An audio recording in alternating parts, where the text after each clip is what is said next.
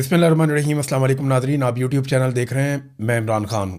नाज़रीन, अब तक की जो सबसे बड़ी ख़बर है वो ये है कि अमेरिका ने और ईरान ने दस्तखत कर दिए हैं। यानी अभी जब आप ये वीडियो देख रहे हैं तो पाकिस्तान में सुबह का वक्त है और यूरोप में लेट नाइट, क्योंकि 4 घंटों का फ़र्क है लगभग। कुछ मुल्कों का 3 घंटों का है, कुछ मुल्कों का 4 घंटों का फ़र्क है, कहीं पे जाके ये 5 घंटे का फ़र्क भी हो जाता है।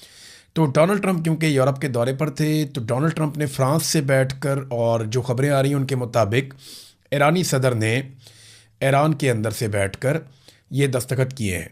और एक तकरीब तो नहीं हुई, लेकिन ऑनलाइन दोनों रहनुमाओं ने मुआहदे के ऊपर दस्तखत कर दिए हैं। मुआहदा क्या है वो मैं आपको बताता हूँ, लेकिन अमली तौर पे अब एक मुआहदा कायम हो चुका है और इसको MOU कहेंगे, मफाहमती याददाश्त। ये एक्चुअली मुआहदा नहीं है, यानी मुआहदे के लिए एक फ्रेमवर्क बन गया है और अगले 2 महीनों के अंदर चीज़ें तय हो जाएंगी। अब पाकिस्तान के वज़ीर आज़म ने और फील्ड मार्शल ने जाना है और एक रस्मी तकरीब होनी है, जिस तकरीब में अमरीकी और ईरानी शायद मौजूद होंगे, और वहाँ पे वो अमली तौर पे पब्लिक के सामने भी इस तकरीब को कर देंगे, जनाब हमारा मुआहदा हो गया। चीज़ें नरम हो चुकी हैं। ईरान के जहाज़ जो है वो तेल लेकर जा रहे हैं और अमेरिकन अब उनको नहीं रोक रहे, और ईरान भी अब नए हुरमुज़ में काफ़ी नरमी कर रहा है। जो 14 चीज़ें अब तक रिपोर्ट हुई हैं इस मुआहदे में कि किन चीज़ों के ऊपर तय पा गया ये मुआहदा ईरान और अमेरिका के बीच में, यानी ये जो MOU है वो मैं आपके सामने रख देता हूँ। लेकिन उससे पहले एक पाकिस्तान के अंदर से बड़ी खबर आई है इमरान खान साहब के हवाले से। नईम अशरफ भट्ट साहब ने इस खबर की तस्दीक की है। ये खबर पहले भी मार्केट में थी, मैंने आपको रिपोर्ट भी किया था। कुछ सहाफ़ियों से मेरी बात हुई तो उन्होंने कहा कि इमरान खान को जेल से निकाला ज़रूर गया, और इमरान खान साहब को आज से चंद दिन पहले जब जेल से निकाला गया तो पाकिस्तान तहरीक इंसाफ के लोग जो हैं वो अलशिफा इंटरनेशनल में और पिम्स अस्पताल में वो इंतज़ार कर रहे थे। लेकिन एक और अलशिफा आई ट्रस्ट हॉस्पिटल है रावलपिंडी में, इमरान खान को वहाँ लाया गया। अब ये नईम अशरफ भट्ट साहब ने इस खबर की तस्दीक की है। ना सिर्फ उन्होंने ये तस्दीक की बल्कि उन्होंने कहा कि उनके पास कन्फर्मेशन है पाकिस्तान तहरीक इंसाफ की जानिब से भी, आम क़यादत की जानिब से। और उन्होंने ये भी कहा कि 11 बजे से पहले इमरान खान साहब को निकाला गया था, ये मैंने पहले भी आपको बताया था। वो ये कहते हैं वहाँ इमरान खान की किसी अहम बंदे से मुलाकात भी हुई है। कुछ सोर्सेज ये कहते हैं कि पाकिस्तान तहरीक इंसाफ का भी कोई बंदा मौजूद था, और कुछ खबरें ये भी आ रही हैं कि पाकिस्तान के बाहर से भी चंद लोग पाकिस्तान में इस वक्त मौजूद हैं और वो कोशिश कर रहे हैं कि किसी तरह भी इमरान खान और पाकिस्तान की एस्टेब्लिशमेंट के बीच में कोई ऐसा मुआहदा हो जाए जिससे पाकिस्तान आगे बढ़ सके। देखिए, बात तो इमरान खान साहब को अब करनी पड़ेगी क्योंकि अदालतों में तो इंसाफ है नहीं, और बात एस्टेब्लिशमेंट के साथ ही करनी पड़ेगी। और किन चीज़ों पे बात होनी चाहिए, एक तो पाकिस्तान में दोबारा से एक इलेक्शन होना चाहिए, उसका कोई फ्रेमवर्क आ जाए या कोई इसका टाइम ड्यूरेशन मिल जाए कि इतने अरसे के बाद पाकिस्तान में एक इलेक्शन हो जाएंगे, फ्री एंड फेयर इलेक्शन हो जाएंगे। तो ये इमरान खान साहब की प्रायोरिटी होनी चाहिए, क्योंकि एक नए इलेक्शन से ही पाकिस्तान आगे बढ़ सकता है। जितना गंद पड़ गया है यहाँ पे, आप चाहे कौमी हुकूमत बनाएं, आप कौमी हुकूमत बनाएंगे तो यही सारे MP MNA आप इकट्ठे करेंगे तो कौमी हुकूमत भी किसी काम की नहीं बनेगी। ये सारे फार्म 47 वाले, तो यहाँ पे उन्होंने अजीबोगरीब किस्म के बंदे इकट्ठे किए, कोई मोहसन नकवी है, कोई फैसल वाडा है, कोई है, कुछ है, कोई कुछ है, वो अजीबोगरीब किस्म के बंदे। एस्टेब्लिशमेंट ने खिचड़ी पकाई हुई है, तो इन बंदों के होते हुए तो पाकिस्तान आगे नहीं बढ़ता। पाकिस्तान जो है वो रियल पॉलिटिकल लोग जिन्हें अवाम वोट डाले वो पाकिस्तान को आगे बढ़ा सकते हैं। लिहाजा एक तो मिलिट्री एस्टेब्लिशमेंट को सियासत से बेदखल होना पड़ेगा और पाकिस्तान को एक फेयर एंड फ्री इलेक्शन देना पड़ेगा। इसी तरह पाकिस्तान आगे बढ़ सकता है। तो ये बातचीत तो होनी है, आज नहीं तो कल हो जाएगी। अब आ जाते हैं ज़रा वो जो अमेरिका और ईरान के बीच में चीज़ें तय पाई, वो मैं आपको बता देता हूँ। लोगों की बड़ी दिलचस्पी है कि किन चीज़ों के ऊपर जो है वो बुनियाद बनाई है MOU। नंबर 1 ये है जंग का फौरी खात्मा, यानी अब ये जंग सिर्फ ईरान और अमेरिका के बीच में ख़त्म नहीं होगी, बल्कि इसराइल भी अटैक नहीं करेगा लबनान के ऊपर, और इसी तरह इसराइल के ऊपर भी वापस अटैक नहीं किया जाएगा। दूसरा, एक दूसरे की आज़ादी का एहतराम करेंगे और सरहदों का एहतराम करेंगे दोनों ममालिक, और एक दूसरे के अंदरूनी मामलात में मुदाखलत नहीं करेंगे। इस चिक का फ़ायदा ईरान को होगा, क्योंकि ईरान तो अमेरिका के अंदर मुदाखलत करता ही नहीं है। नंबर 3, हतमी मुआहदे का वक्त। ये बहुत अहम है कि ये मुआहदा हतमी नहीं है, ये एक MOU है, और इसे जो है वो पाकिस्तान से मंसूब किया गया है, यानी इस्लामाबाद MOU इसका नाम रखा गया है कि ये मफाहमती याददाश्त इस्लामाबाद में, क्योंकि ये काम शुरू हुआ था तो इसको इस्लामाबाद से मंसूब किया गया है। तो अब ये जो MOU है ये हतमी नहीं है, और 60 दिनों की एक डेडलाइन दी जा रही है कि 60 दिनों के अंदर एक हतमी मुआहदा किया जाएगा दोनों फ्री कैन के बीच में, और अगर ज़रूरत पड़ी तो ये वक्त कुछ बढ़ाया भी जा सकता है आपस में इत्तफाक राय से। नंबर 4 ये है कि समुद्री नाकाबंदी का अब खात्मा हो जाएगा, यानी यहाँ से अब जहाज़ निकलेंगे, अमेरिका नहीं रोकेगा, तिजारत नॉर्मलाइज तरीके से चलेगी, ईरान तिजारत करता रहेगा। नंबर 5 आबना हुर्मुज़ का खुलना, ईरान 1 महीने के अंदर अंदर आबना हुर्मुज़ से तजारती जहाज़ों की आमदरफ्त को दोबारा बहाल करेगा, समंदर से बारूदी सुरंगें साफ़ की जाएंगी और ईरान इस रास्ते के मुस्तकिल इंतज़ाम के लिए ओमान और खलीजी मुल्कों से बातचीत करेगा। यहाँ पे ये अल्फाज बड़े अच्छे तरीके से चुने गए हैं, लेकिन ईरानी ये कह रहे हैं कि हमें आबना हुर्मुज़ का इंतज़ाम मिल चुका है, जिसमें हम कुछ और मुल्कों से बातचीत ज़रूर करेंगे, लेकिन ओमान और ईरान जिम्मेदार होंगे यहाँ से जहाज़ों को गुजारने के लिए, और उसके लिए वो एक फ़ीस भी वसूल करेंगे। इस पर अमेरिका को कोई एतराज़ भी नहीं है। फिर 6वां पॉइंट ईरान के लिए बहुत ही फ़ायदेमंद है कि 300 अरब डॉलर की को माशी इमदाद का जिक्र किया जा रहा है। अमेरिका अपने साथी मुल्कों के साथ मिलकर ईरान की मईशत को दोबारा खड़ा करने के लिए एक प्लान बनाएगा, जिसके तहत ईरान को कम अज़ कम 300 अरब डॉलर की माली इमदाद दी जाएगी। कर्जा नहीं, माली इमदाद का लफ्ज़ इस्तेमाल किया गया। नंबर 7 पाबंदियों का खात्मा, यानी जो पक्का मुआहदा हो जाएगा उसके बाद अमेरिका ईरान के ऊपर जितनी भी पाबंदियाँ लगी हैं वो ख़त्म कर देगा।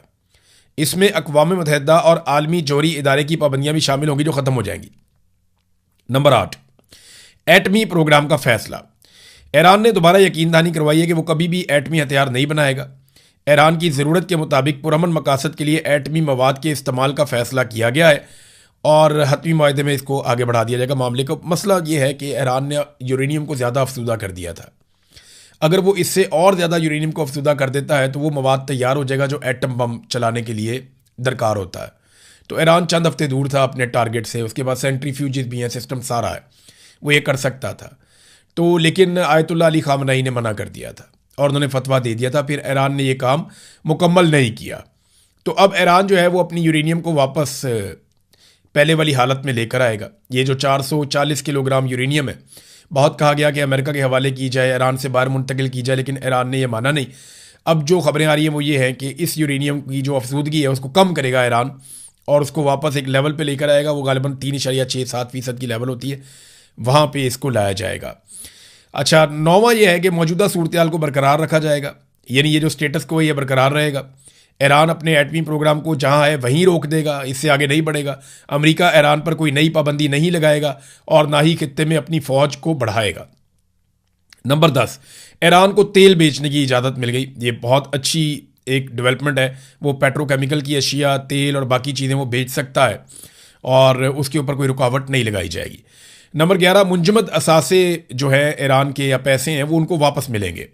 अमेरिका ईरान के रोके गए या मुंजमद किए गए तमाम पैसे और असासे बहाल करेगा। ये बहुत ज़्यादा पैसा है, अरबों डॉलर है। यानी सिर्फ गल्फ़ ममालिक के अंदर ही ईरान के लगभग 25 से 30 अरब डॉलर यहाँ फंसे हुए हैं और बाकी ममालिक में अलग हैं। अगर वो सारी आप रकम इकट्ठी करें तो गालिबन पिछले दिनों हमने एक तखमीना लगाया था 100 अरब डॉलर के करीब कोई रकम बनती है शायद। तो वो ईरान को उनका पैसा वापस मिल जाएगा और ईरान का मरकज़ी बैंक इन पैसों को अपनी ज़रूरत के मुताबिक इस्तेमाल कर सकेगा। तो इससे ईरान की करेंसी बहुत मुस्तहकम होगी, ईरानी पैसा जो है वो ऊपर की तरफ जाएगा। इस वक्त ईरानी पैसे की बड़ी डिमांड है, बहुत सारे लोग धड़ाधड़ ईरानी करेंसी खरीद रहे हैं। वो बहुत ज़्यादा गिरी हुई थी और अब जिन लोगों ने पहले ख़रीद के रखी हुई थी उनके लिए ईरानी करेंसी ऊपर जाएगी। नंबर 12 ये है निगरानी का एक निज़ाम, यानी दोनों मुल्क मिलकर एक टीम या निज़ाम बनाएंगे जो इस बात पर नज़र रखेगी कि दोनों तरफ से मुआहदे की तमाम बातों पर सही तरह अमल हो रहा है या नहीं हो रहा। नंबर 13 अगले मरहले के मुज़ाकरात, यानी जैसे ही तेल बेचने, पैसे मिलने और समंदरी रास्ते खुलने का काम शुरू हो जाएगा, दोनों ममालिक पक्के और हतमी मुआहदे की बाकी रह जाने वाले निकात पे बाकायदा बातचीत शुरू कर देंगे और ये मामला आगे बढ़ जाएगा। नंबर 14 अक़वाम मुत्तहिदा की मंजूरी, यानी जो कुछ भी ये दोनों ममालिक करेंगे या इनका मुआहदा होगा सलामती कौंसिल से उसे मंजूर करवाया जाएगा ताकि ये एक आलमी सतह का मुआहदा बन जाए।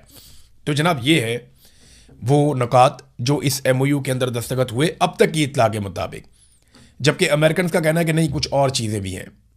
ईरान जो दावे करता है वो थोड़े और तरह के हैं, जो दावे अमेरिका करता है वो और तरह के हैं, तो अपनी अपनी शिकों को ज़्यादा हाईलाइट कर रहे हैं।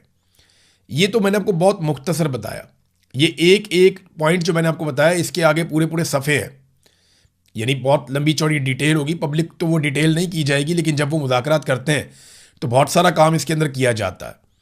तो वो अपने अपने मफाद और अपने अपने फ़ायदे की बात सामने रख रहे हैं। अमेरिकन बता रहे हैं अपने फ़ायदे की बात, ईरानी बता रहे हैं अपने फ़ायदे की बात कि हम जीत गए हैं। लेकिन बिलाखिर इसमें जो है वो अगर अमन जीत जाता है तो ये सबसे अच्छी बात है।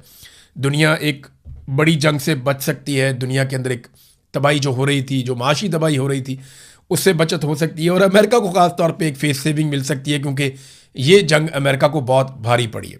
अमेरिकन के पसीने छूटे हैं इस रीजन में, ये हम सब जानते हैं। तो नाज़रीन, इमरान खान साहब की खबर के बारे में मैं बात कर रहा था। वापस चलते हैं रूटीन की खबरों के लिए। पाकिस्तान तहरीक इंसाफ जो है वो बजट फंसा बैठ गई है खैबर पख्तूनख्वा में। यानी अब वो बजट को इस्तेमाल कर रहे हैं एक प्रेशर डालने के टूल के तौर पे। देखिए, वो ये कर सकते हैं, पॉलिटिकल लोग जो होते हैं वो अपने मूव्स को और अपने कामों को, अपनी एक्टिविटीज़ को वो प्रेशर के लिए इस्तेमाल करते हैं। ये उनके पास एक इख्तियार है, उसको वो इस्तेमाल कर रहे हैं। लेकिन एक तरफ से ये कमज़ोरी भी ज़ाहिर कर रहा है कि इतनी बड़ी पॉलिटिकल पार्टी, इतना बड़ा लीडर, इतनी ज़्यादा मकबूलियत, और वो सिर्फ एक बजट को हथियार के तौर पे इस्तेमाल कर रहे हैं। यानी इनको तो एक तहरीक खड़ी करनी थी, इमरान खान के बकौल स्ट्रीट मूवमेंट करनी थी। इमरान खान साहब ने तो अपनी, जब दूसरा साल उनका मुकम्मल हो रहा था कैद का, तब उन्होंने तहरीक चलाने का कह दिया था और ये कहा था कि फ़ैसला जो है वो अल्लामा राजा नासिर अब्बास और महमूद अचकज़ई वगैरह करेंगे। फिर इमरान खान साहब की मुलाकातें बंद हो जाती हैं। अब कई महीने हो गए हैं, कोई इमरान खान साहब से मिला ही नहीं, कोई मुलाकात ही नहीं हुई। तो इस सूरत हाल में ये खबरें भी आ रही हैं कि शायद उनकी किसी से मुलाकात करवाई गई है। अब ये खबर भी कंफर्म नहीं की जा सकती, क्योंकि इतना तो कंफर्म है कि इमरान खान साहब को जेल से बाहर निकाला गया था, ये हमने आपको बता दिया था। दूसरी खबर आती है कि उनको एक रावलपिंडी के आई हॉस्पिटल में लाया गया, जहाँ कुछ चेकअप के अलावा उनकी कुछ मुलाकात भी करवाई गई। तो अभी हम कुछ कह नहीं सकते किससे मुलाकात करवाई, कैसे मुलाकात करवाई है, बाकी चीज़ें नहीं हैं। लेकिन तहरीक इंसाफ की ये कमज़ोरी ज़ाहिर होती है। अगर वो आवाम को मुतहर्रिक करते तो उन्हें इस तरह के हथकंडे ना करने पड़ते कि हम बजट नहीं देंगे, हम तब तक नहीं करेंगे जब तक कि इमरान खान से मुलाकात नहीं करते। इससे बड़ी कमज़ोरी उनकी साबित हो रही है। इमरान खान साहब के 2 केसेस आज लगे हुए हैं। एक सुप्रीम कोर्ट में 2 केसेस हैं और इस्लामाबाद हाई कोर्ट में भी इमरान खान साहब का केस लगा हुआ है। मैं इसकी तफसीलात आपको बता देता हूँ। सुप्रीम कोर्ट में जो एक केस है इमरान खान साहब का आज, वो है कि बुनियादी कानूनी और आइनी हकूक़ से मुतालिक 2 अहम अपीलें हैं। नंबर 1, मेडिकल मुआयने से मुतालिक इमरान खान साहब की बहन की जो दरख्वास्त है वो लगी हुई है, और जिसमें इमरान खान साहब को मुनासिब तिब्बी सहूलियात और आज़ादाना मेडिकल मुआयने की फराहमी का मामला है। दूसरा जो केस है वो मुलाकातों से मुतालिक अपील है। सलमान अकरम राजा साहब की जानिब से इमरान खान से मुलाकातों पर आयद रुकावटों के खिलाफ दायर अपील भी समाअत के लिए मुकर्रर की गई है। ये दोनों अपीलें आज 18 जून 2026 को सुबह 9 बजे सुप्रीम कोर्ट के बेंच नंबर 3 के रूबरू होंगी। अब देखते हैं वहाँ पाकिस्तान तहरीक इंसाफ के कितने MNAs, कितने सेनेटर्स और कितने जो है वो ओहदेदार पहुँचते हैं। सुप्रीम कोर्ट ऑफ पाकिस्तान में अहम दिन है, तो थोड़ी देर में पता चल जाएगा जब आप ये वीडियो सुन रहे हैं कि कितने लोग पहुँचे हैं। अहम खबर दूसरी ये है कि 190 मिलियन पाउंड का जो केस है उसमें वकालतनामों पर दस्तखत ही नहीं हुए इमरान खान साहब के। तो ये मामला भी अदालत को दिया गया था। सुप्रिटेंडेंट अडयाला जेल के खिलाफ एक तौहीन अदालत की दरख्वास्त दायर की गई, तो इसको एतराज़ लगा के समाअत के लिए मुकर्रर कर दिया गया है। और इसको मुकर्रर किया गया है उस मेन केस के साथ जिसको 2 जज सुन रहे हैं। एक जस्टिस सरफराज डोगर, जो आप सब जानते हैं कि प्रमोट करके लाए गए इस्लामाबाद हाई कोर्ट में 26वीं आइनी तरमीम के बाद, और उसके बाद से कोर्ट इमरान खान को इंसाफ नहीं दे रही। और दूसरे जस्टिस मोहम्मद आसिफ हैं, जिनके बेटे ने 2 खवातीन को गाड़ी के नीचे देकर कुचल दिया था। अब ये आसिफ साहब क्या इंसाफ देंगे? उनका अपना बेटा जो है उसकी जान बचाई गई है, जिस तरह बचाई गई है वो भी आप सब जानते हैं। तो फिर इस तरह तो जज बेचारा कंप्रोमाइज़ हो जाता है ना। जैसे पाकिस्तानी कौम के साथ जुल्म हो रहा है, ऐसे जजों के साथ, अदलिया के साथ भी जुल्म हो रहा है। ये ज़रा 2 बिल आप देखें नादरीन, ये मैं आपके सामने रखता हूँ। ये मोहम्मद उमैर साहब ने 2 बिल शेयर किए हैं। ये बिल आप देखें, एक बिल जो है ये इमरान खान साहब के दौरे हुकूमत का है, और दूसरा बिल जो है ये शहबाज शरीफ के दौरे हुकूमत का है। तहरीक इंसाफ के दौर का जो बिल है वो आखिरी साल उनका इमरान खान साहब का जो चल रहा था उस टाइम का कोई बिल है, और अभी जो है वो ये शहबाज शरीफ साहब का जो दौरे हुकूमत है 2026, ये बिल है। अच्छा, एक बिल आप ये देखें कि जो पहला बिल है उसमें 286 यूनिट बिजली इस्तेमाल की गई है और 11 रुपये का यूनिट पड़ा है, और 3175 रुपये बिल आया था। यानी 300 यूनिट से कम बिजली इस्तेमाल हुई, 286 यूनिट, और 11 रुपये यूनिट पड़ा था। अब 219 यूनिट का बिल है ये दूसरा जो आपको मैं दिखा रहा हूँ, और 49 रुपये का यूनिट पड़ा है, और बिल आया है 10,749 रुपये। यानी इसमें 65 यूनिट, 65 नहीं बल्कि 66-67 यूनिट जो है वो बिल ज़्यादा इस्तेमाल की गई थी बिजली इमरान खान के दौर में। तो इमरान खान के दौर में ज़्यादा यूनिट के ऊपर जो बिजली का बिल आया वो 11 रुपये था, और आज कम यूनिट के ऊपर जो बिजली का बिल आया वो 49 रुपये है। 4 गुना से भी ज़्यादा आपकी बिजली की कीमत बढ़ गई है, और ये पाकिस्तान के साथ किया गया। और इस जुल्म और ज़्यादती के खिलाफ पाकिस्तानी कौम को खड़े होना चाहिए, बल्कि अपोजिशन को आवाज़ उठानी चाहिए थी। लेकिन बदकिस्मती ये है कि अपोजिशन आवाज़ उठा नहीं रही। अपोजिशन को खुद से आवाज़ उठानी चाहिए थी, लेकिन अपोजिशन आवाम के लिए आवाज़ नहीं उठा रही। ना किसानों के लिए आवाज़ उठाई, ना मेहनत कशों के लिए आवाज़ उठाई, ना तनख्वाहदार तबके के लिए आवाज़ उठाई। अपोजिशन ने अमली तौर पर किसी किस्म का कोई एहतजाज नहीं किया। नाज़रीन, पाकिस्तान की जो हुक्मरान है इनका तकिया तो डोनाल्ड ट्रंप पे है कि डोनाल्ड ट्रंप इनकी तारीफ़ करता है, इनके वारे न्यारे हो जाते हैं। हालांकि पाकिस्तान के अंदर इन्होंने मईशत बर्बाद कर दी, अमन व अमान बर्बाद कर दिया, पाकिस्तान के अंदर लॉ एंड ऑर्डर ख़राब कर दिया, पाकिस्तान छोड़ छोड़ के जा रहे हैं। मनी लॉन्ड्रिंग 100 अरब डॉलर की हुई है बकौल पाकिस्तान के जो वज़ीर दाखिला हैं उनके बकौल। यानी पाकिस्तान में कोई एक भी कामयाबी पाकिस्तान के हुक्मरानों ने हासिल नहीं की। इनका ले दे के एक ही बात होती है कि इंडिया से डोनाल्ड ट्रंप खुश नहीं है और हमसे डोनाल्ड ट्रंप खुश है, लिहाजा जनाब हमारे वारे न्यारे हैं। ऐसा नहीं है। डोनाल्ड ट्रंप जो है ना वो सबको काका देता है। ये पंजाबी की एक कहावत है, जड़ा आना उन्होंने काका ही देना है। मैंने पहली दफ़ा ये कहावत एक पॉलिटिकल आदमी के मुंह से सुनी थी। उसने कहा साढ़े को जो भी आएगा असी उन्होंने काका दे के तोड़ने हैं। तो तब मैंने ज़रा इसको स्टडी किया था ये क्या होता है। जो भी आए उसको अच्छी बात करके भेजो, लोगों को नाराज़ ना करो, लोगों को राज़ी करो, सबको चक्कर दे के रखो। तो डोनाल्ड ट्रंप नरेंद्र मोदी के साथ बैठे थे यहाँ यूरोप में G7 के मौके पर, और वहाँ डोनाल्ड ट्रंप ने नरेंद्र मोदी की तारीफ़ों के पुल बांध दिए। उन्होंने कहा जी अमेरिका और भारत के दरमियान बहुत सी चीज़ें हो रही हैं। मोदी तवील अरसे से मेरे दोस्त हैं, हमारे दरमियान हमेशा बेहतरीन ताल्लुकात रहे हैं। आपके साथ होना बहुत अच्छा लगता है, आपका बहुत बहुत शुक्रिया। अगर इन पर हमला हुआ तो हम उनकी मदद के लिए वहाँ मौजूद होंगे। यानी अगर इंडिया के ऊपर हमला होता है, यानी दिफा के नुक्ता नज़र से जब एक सवाल किया गया तो डोनाल्ड ट्रंप ने कहा कि अगर इंडिया पर अटैक होता है तो हम इंडिया के साथ खड़े होंगे। पाकिस्तान के लिए ज़रा परेशानी की बात है ये। और अगर कोई इस शख्स पर हमला करता है तो वहाँ हम मदद के लिए मौजूद होंगे। कोई नया लीडर आ जाए तो अलग बात है, फिर देखेंगे, कुछ नहीं कह सकता। हमारे बेहतरीन ताल्लुकात हैं, हम इससे ज़्यादा करीब और नहीं हो सकते जितने हम करीब हैं। यानी मैक्सिमम करीब इंडिया के हम हो चुके हैं।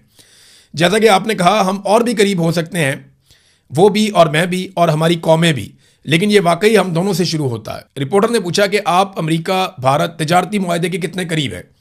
तो इस पे डोनाल्ड ट्रंप ने कहा कि मोदी एक बहुत सख्त ही मुज़ाकरातकार हैं।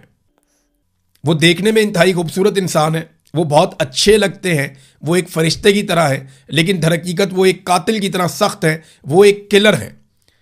लेकिन वो दिखते इतने अच्छे हैं कि आपको हैरान कर देते हैं। तो जनाब ये डोनाल्ड ट्रंप ने बड़ी तारीफ़ें की नरेंद्र मोदी की। और एक बात तो डोनाल्ड ट्रंप अपने मुंह से कह गया कि नरेंद्र मोदी ने अपने कौमी मफाद के ऊपर समझौता नहीं किया। यानी जो मुज़ाकरात उन्होंने अमेरिका के साथ किए ट्रेड डील के हवाले से, वो बड़े सख्त मुज़ाकरातकार साबित हुए। यानी उन्हें किलर कह के मुखातिब किया डोनाल्ड ट्रंप ने कि वो हमारी शराइत के ऊपर नहीं आ रहा। देखें, इंडिया एक बहुत बड़ी मार्केट है, अमेरिका उसको कभी भी खोना नहीं चाहेगा। दूसरा, चाइना के मुकाबले में इंडिया को हमेशा अमेरिका सपोर्ट करेगा, ये मेरी बात आप लिख कर रख लें। उनके पास कोई और चारा नहीं है। तो नरेंद्र मोदी को अगर वो वक्ती तौर पे नाराज़ भी करते हैं तो वो इंडिया के ख़िलाफ़ अपनी पॉलिसी अमेरिकन नहीं लेकर जा सकते। फ़िलहाल पाकिस्तान से काम पड़ा हुआ है डोनाल्ड ट्रंप को, तो फील्ड मार्शल की और शहबाज शरीफ की गेम उठा के रखी हुई है। वरना उनका जो असल इत्तेहादी है अमेरिका का, क्वाड के अंदर इनका दिफाई इत्तेहाद भी है, जो अमेरिका ने कहा कि हम अगर हमला होता है इंडिया के ऊपर तो हम आकर इंडिया के साथ खड़े होंगे। कभी पाकिस्तान के बारे में उन्होंने ऐसा नहीं कहा, लेकिन पिछले दिनों वो शर्मिंदा करते रहे इंडिया को कि उनके तैयारे गिर गए। लेकिन नरेंद्र मोदी को उन्होंने कहा कि ये मुज़ाकरातकार बहुत सख्त है, इसने अपने मफाद पे समझौता नहीं किया।